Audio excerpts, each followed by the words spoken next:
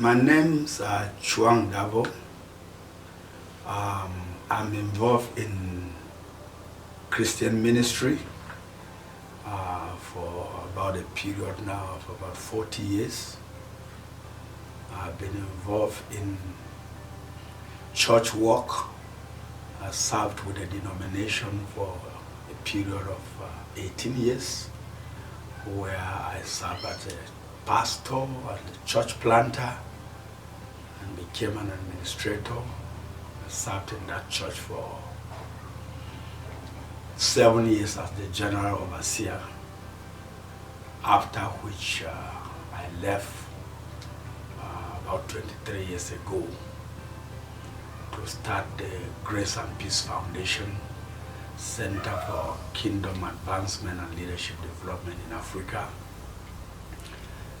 which I have been running for the last 23 years now. My take on the financial bill program that I attended on Saturday, first of all, I must say to you that part of my life in ministry and family has been based on relationship, because life is all about relationship and trust. Nancy and our husband, we have built up a relationship for some time.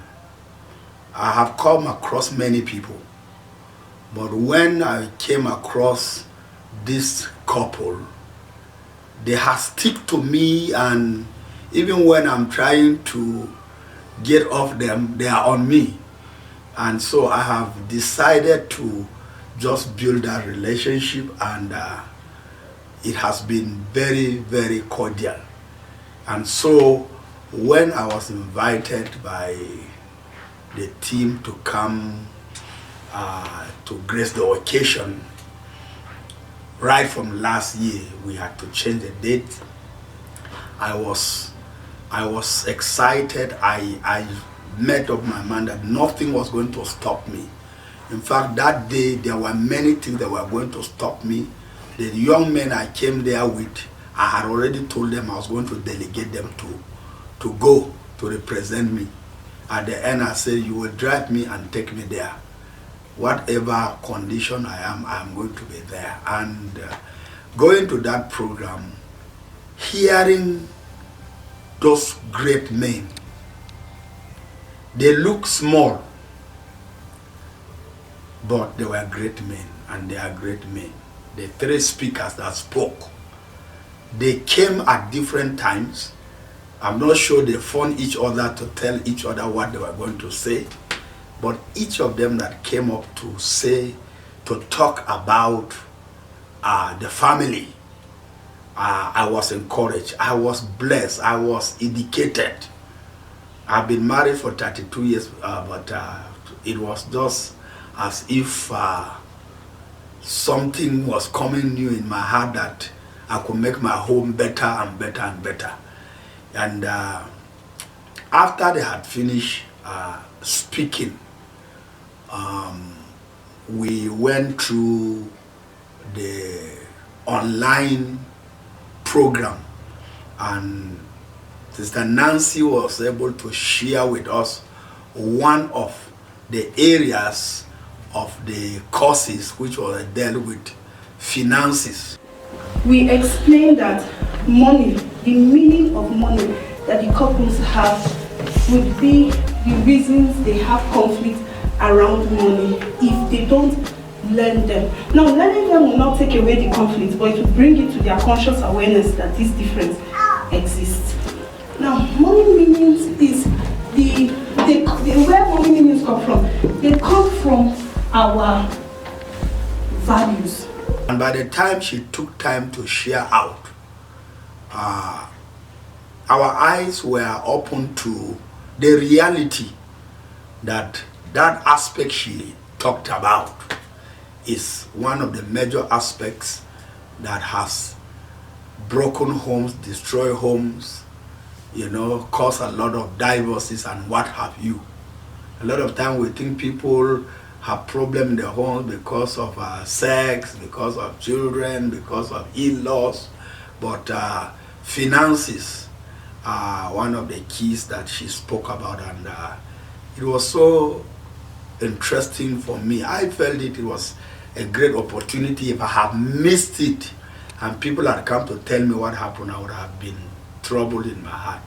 And the two people that I took there are people, one of them is a young man that I kept in my house for about 36 years. I took him when he was a young man, and he's lived with me, got married, his children are grown, and his children are preparing for marriage now. So when we begin to talk about online, with the ICT, the level of technology we are, people don't have time to sit for counseling. Let me drive my car, go there and there, counseling. And so when you talk of this course that can be done online, with assignments and questions and that, and for a period, discipline will come, people that are really serious will, and I look forward to busy pastors, especially pastors that are mega churches, pastors that have a lot of congregations, pastors that are so busy with writing, preaching, and other things, and have no time for counseling the next generation of leaders that we are bringing up on the issues of homes, can seize this opportunity to get connected with this organization and release people, possibly like my friend with the NCPC is talking of, to churches to individually sponsor people to go for pilgrimage. That church should individually begin to think of, okay, our church is going to sponsor 5 youths every year that are preparing to get married. I was in the church and our pastor in my chapel said, anybody that is ready to get married between now and November, 40,000 is on the ground. You know?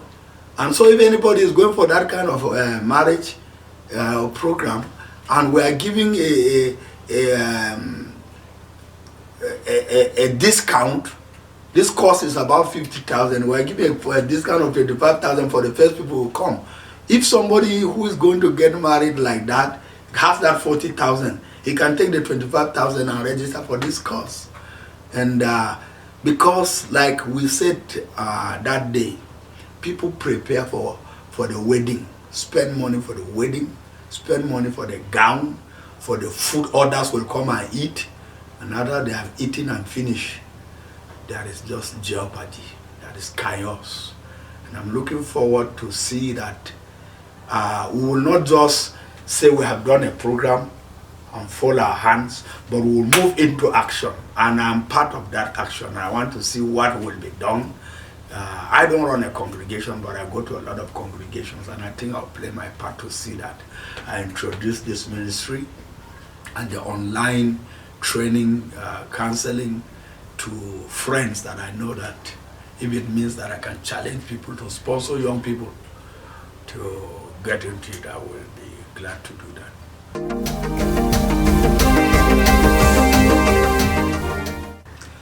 Yes, on the transition from the digital, from the normal way of counseling for people getting prepared to marry, and the online training by this organization, one thing I must say first of all is that change is difficult. In 2001, I was employed by an international organization, Word of Life, to serve as their first West African area missionary to train young people in churches. the way youths have been trained in churches was analog.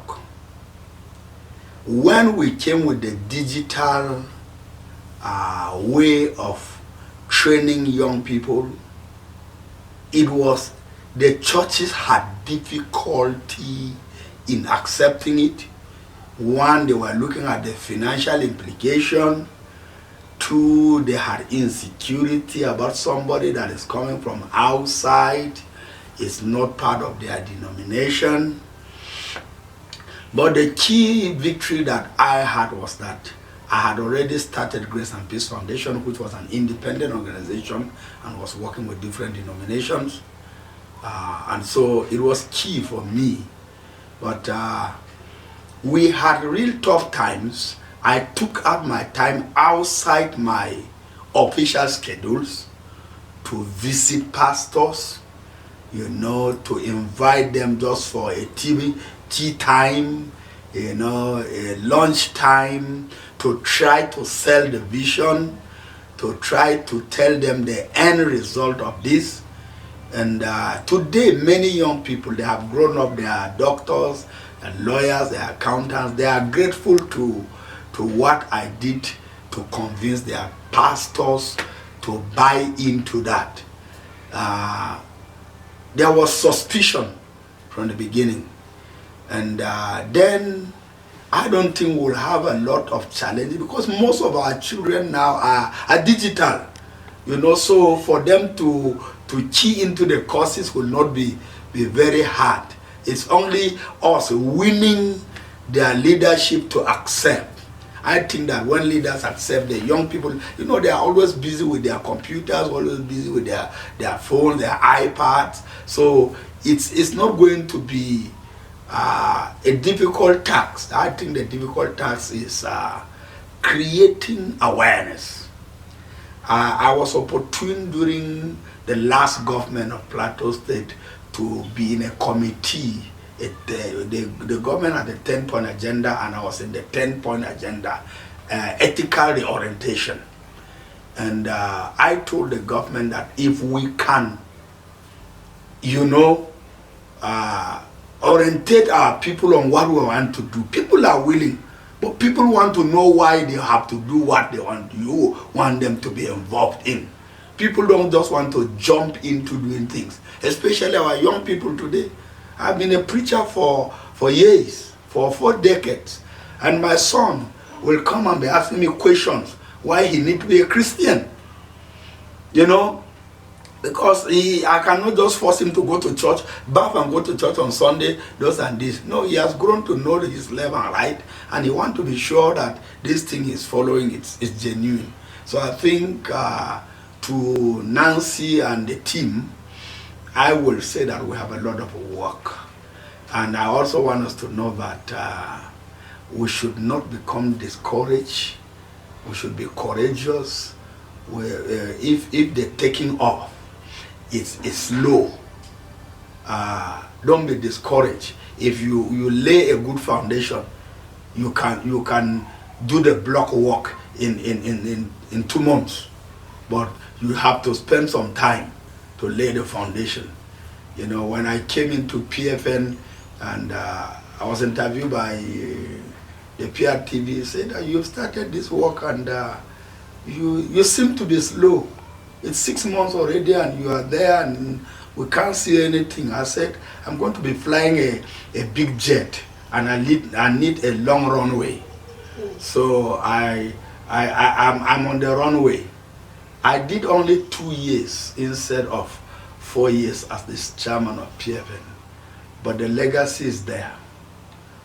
I set a target that I was supposed to meet in 4 years. I met it in 24 months exactly. And so when crisis came, I resigned, and they were saying, why are you resigning? You have a lot to do. No, I have done what I needed to do. So I had no regrets in resigning from that position at that time. So take time to lay a good foundation. People will discourage you. People will think you are looking for money. People will say, who have time for all this?